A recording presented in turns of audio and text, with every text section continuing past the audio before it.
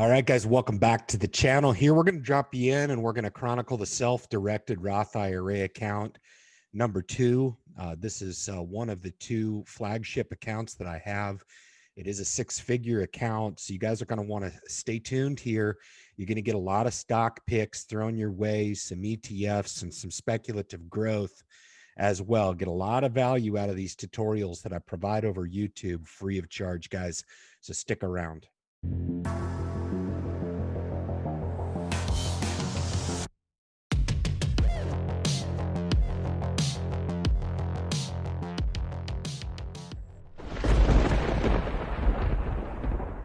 All right, guys, so welcome into one of the 2 Roth IRA accounts that I have. This is a self-directed Roth IRA account. There is a difference between a managed and a self-directed Roth IRA account. This account is extremely low cost, if any. The only cost really associated are the internal costs that are with the 3 passive ETFs that I have in here, getting me the S&P 500, European developed markets exposure, as well as the small cap growth fund with VBK. But 22 total holdings here, 19 single stocks here. Obviously, no expense is related to holding those equities in here. Total overall in this portfolio is quite good. I couldn't be more pleased with this, valued at just over 120,000 here entering into 2021.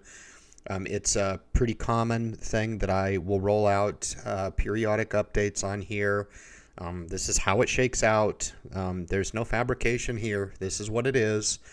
This is how it shakes out. The remainder 106,612, so a little bit of cash here within the account to make sure that we're able to benefit from a downturn if it does happen here. But the 3 strategies, nothing too far away from what I normally try to do when I seek my exposure to the stock market. I'm looking to buy best of breed companies. Now I do this split across 2 accounts. So if you are managing one account, you know, some of these good names here could probably be consolidated into one account. But nonetheless, always trying to get the very best that the stock market has to offer. And I think that kind of comes through in some of the picks that are declared to you now. So old tech, Cisco, and it complements in technology my exposure to Microsoft in this portfolio, those being the 2 names that represent the technology sector within here. Only 2 names, which is okay. I'm good with that. Really just a nice Microsoft with their traditional computing as well as their new cloud computing opportunity here. Microsoft, one of the very best that you can possibly own. Really one of those top companies that you could buy and own forever. Own a fairly nice position here at 30 shares and then 124 shares of Cisco, which gives me that dividend boost here. It's come off of its lows, which is nice to see, and we'll continue to hold both of these really good companies long in the portfolio. Next in healthcare, I've got CVS, which I had to actually unwind this option. Covered call option that I have. The stock just went bananas on me. Really just ran up enormous. I think I wrote the contract when it was around $65. It ran all the way up to $78. So I was able to unwind that contract, which basically means I bought back the premium and just sold the stock outright. Entered back into 50 shares because I am happy with CVS, but the position really ran ahead. Valued at well over $7,000. So I really wanted to take profit in there. The only way that I could do it on the covered call was to unwind the position and did so. It was fine. But the other names in healthcare in this portfolio is Pfizer. So we're glad to have some exposure in the healthcare sector with Pfizer and CVS respectively here. Telecommunications names in the portfolio in Google, and I've also got there it is, Verizon in the portfolio. So you can kind of see here how I tried to reach my sector exposure I missed FinTech. I missed Visa. I do apologize on that. 25 shares. It's one of my largest holdings in here. Just an awesome company in the payment space. But it is a technology company, so it does supplement the Microsoft and the Cisco holding. But the telecommunications with Google, as well as with Verizon, to give me the nice dividend to boot, and then some nice growth exposure. So I'm trying to play both angles there. You guys can kind of maybe see a rationale behind that. One nice dividend payer, as well as one really nice growth name. Honestly, Google is valued such that it's both a growth and value play at this point. I mean, I don't really see that this is a pure play growth engine. I do consider it a large cap growth company, but the valuation on Google is actually quite attractive. So I don't think, comparatively speaking, you can pay some outlandish valuations now for some growth companies. I don't think Google fits that camp anymore. I think it's a heck of a value. Whatever price you pay at it now, I believe it's in the 40s for its price to earnings ratio. So happy to own that here. And this was also a strategic one-up here. This was rolled out of the aggressive growth portfolio and rolled into the Roth IRA to be held long within the portfolio. All right.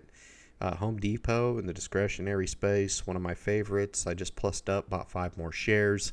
We'll continue to own this. I believe it's the only discretionary name in the portfolio. I'm glancing through here. Yes, it is, which is okay. This is fairly heavy in staples, which I would prefer not to have so much exposure. Right now, I am overweight staples. I would prefer not to have an overweighting in staples. If I was going to be overweight any sector, it would be technology. Unfortunately, I just don't think it's a time where we need to be overweight technology. So I'm trying to strike that good balance between allocation and where I feel like the most of value is. And I think the most value right now is in energy, healthcare, and financials. So, sometimes that's how it happens. I have other assets, other passive assets that will pick up the exposure in some of those sectors. If I'm wrong, no big deal. Won't be the first time and it won't be the last, but you can kind of see some of the method to my strategy, trying to gain a little bit of exposure to everything, and that way I make sure and grab everything if it does end up taking off on me. So highly on is the lone speculative play within the portfolio. We own an aggregate across the portfolio in highly on of 2,000 shares. If you're paying attention and you're really interested in what I do, I'm not really coming out with a lot of highly on videos anymore. I just don't do that. I share my holdings, and that's good enough. I think to each his own as far as these go.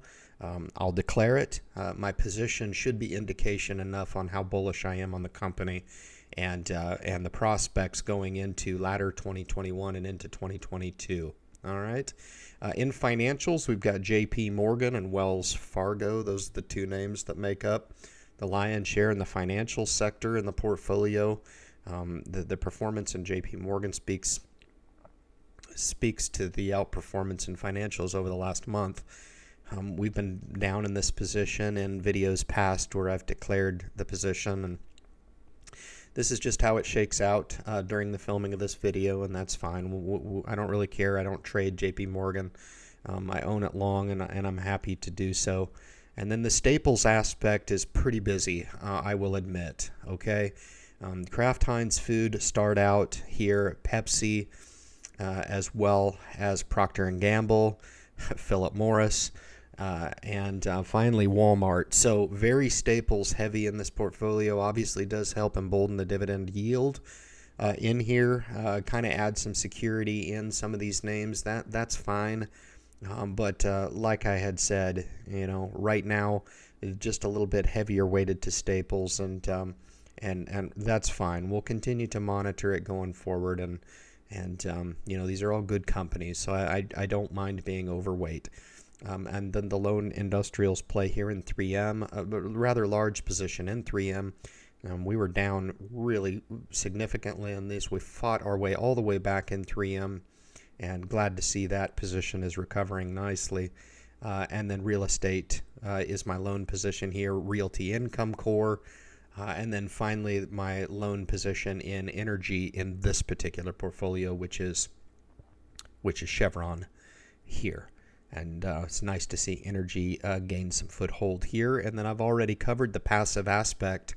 So hopefully this helps you guys with a real example of a nice, well-established portfolio going into 2021. It'll be fun to track this and the performance that is rendered from this as we enter into a new trading year. So with that, we'll kick you back to YouTube and we'll conclude the video.